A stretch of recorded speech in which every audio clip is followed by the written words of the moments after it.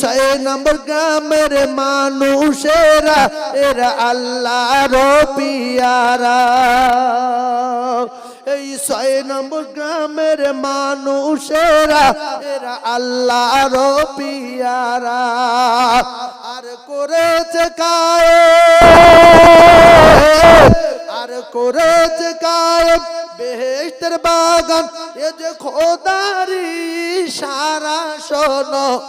ছয় নম্বর সোনাখালী গ্রামবাসী গো, সালাম দিলাম খুলে মন। ও খোদার রহমতি ঝরে, ও খোদার রহমতি ঝরে এ পবিত্র महफिले। খোদার রহমতি ঝরে।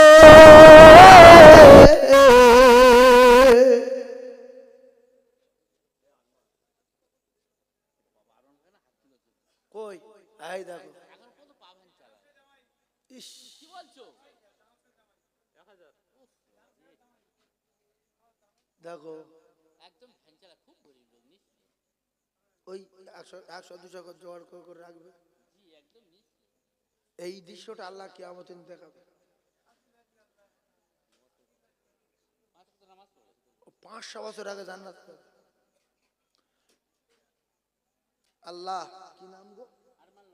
আরমান লস্কর। আল্লাহ তুমি শরীর সুস্থ রেখো, বলেন আমিন। আরমান লস্করের আব্বা মা দাদু দাদির কবরে নূর দেন, বলেন আমিন। আল্লাহ আরমান লস্করের সংসারে শান্তি দেন, বলেন আমিন। আল্লাহ তার কবরে আযাব থেকে নাজাত দেবেন, বলেন আমিন।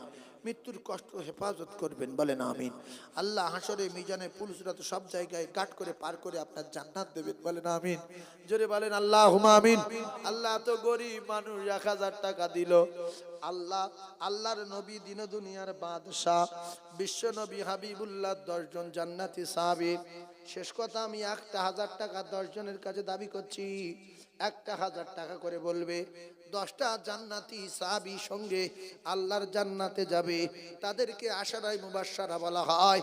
এই গরিব মানুষটার প্রথম কাতারে রাখলাম। গরিব মানুষ আরমান বাবু 1 নম্বরে রাখলাম। সঙ্গে 9 জন 1000 টাকা শুধু আল্লাহর জান্নাতে যাবে বলে। কি নাম? নূর মোহাম্মদ পৈলান। 1000 টাকা। আল্লাহ